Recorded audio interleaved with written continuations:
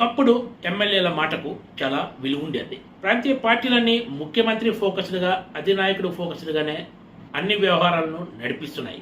గత 5 ఏళ్లుగా ఆంధ్రప్రదేశ్లో పాలన సాగిన తీరు చూస్తే మాత్రం వైసీపీ నాయకులే, ఆ పార్టీ అధినేత ముఖ్యమంత్రి జగన్మోహన్ రెడ్డి బటన్కు కనెక్ట్ అయ్యారు, ఎమ్మెల్యేలకు ప్రజలకు డిస్కనెక్ట్ అయ్యారని వ్యాఖ్యానిస్తున్నారు.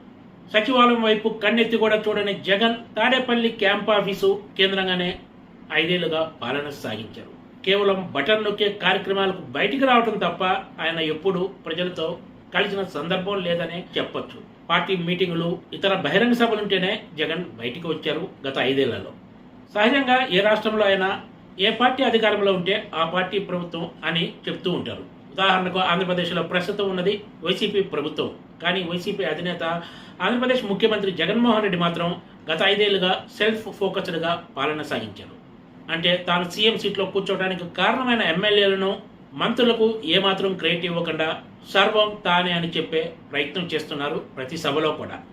అందుకు ప్రధాన ఉదాహరణే పదే పదే జగన్ చెప్తున్న ఈ మాటలు.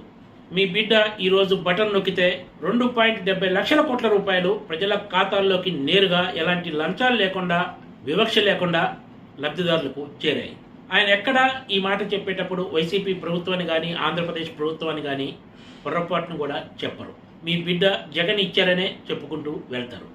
ఒక మాటలో చెప్పాలంటే జగన్ తన 5 ఏళ్ల పాలనలో ఎమ్మెల్యేలను కూడా పెద్దగా కలిసింది లేదనే చెప్పొచ్చు. ఎప్పుడో అసెంబ్లీ సమావేశాలు ఉన్నప్పుడు, పార్టీ సమావేశాలు ఉన్నప్పుడు తప్ప ఎమ్మెల్యేలు కలవటానికి గత ముఖ్యమంత్రుల తరహాలో జగన్ ప్రత్యేకంగా సమయం కేటాయించింది లేదు.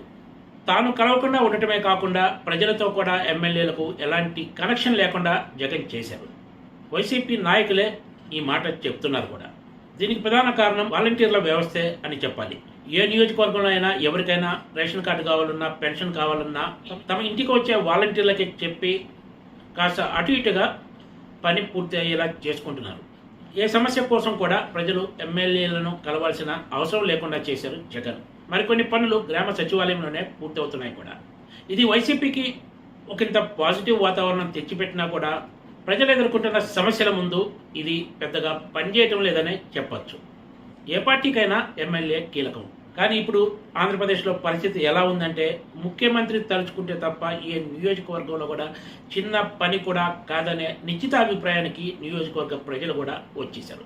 జగన్ మరోసారి అధికారంలో వస్తే గనక ఎమ్మెల్యేల పరిస్థితి మరింత దారుణంగా మారుతుందనే ఆందోళన వైసీపీ నాయకుల్లో కూడా ఉంది.